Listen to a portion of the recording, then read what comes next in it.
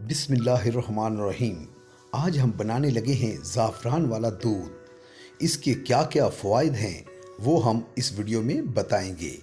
इस लाजवाब और ताकतवर दूध को किन चीज़ों से बनाना है और किस तरह तैयार करना है वो सब आप इस वीडियो में देखेंगे।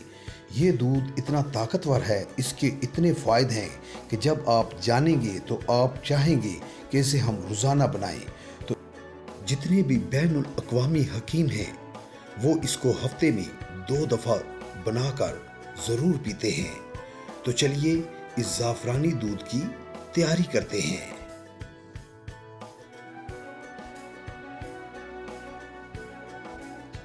हमने लिया है 1 लीटर मिल्क, 2 चुटकी ज़ाफ़रान, 100 ग्राम हमने ली है चीनी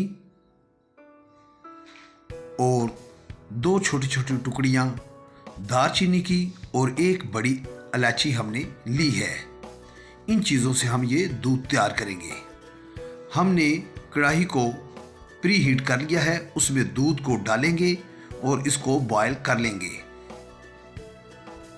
जब हमारा दूध अच्छी तरीके से बॉयल हो जाएगा तो उसको हम हल्की आंच पे फिर पकाना शुरू कर देंगे। दूध हमारा बॉयल हो चुका है। अब हम इसके अंदर चीनी डाल देंगे। चीनी डालने के बाद इसके अंदर हम दालचीनी और बड़ी इलायची को भी डाल देंगे।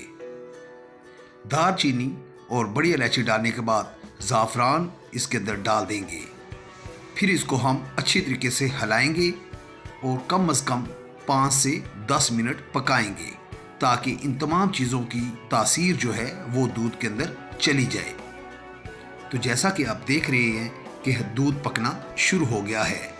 दालचीनी, ज़ाफ़रान, बड़ी इलायची हर चीज़ इसके अंदर मिक्स हो चुकी है। अब हमारा दूध अच्छे तरीके से पकना शुरू हो गया है। तो मैं आपको इसके फ़ायदे बताता हूँ।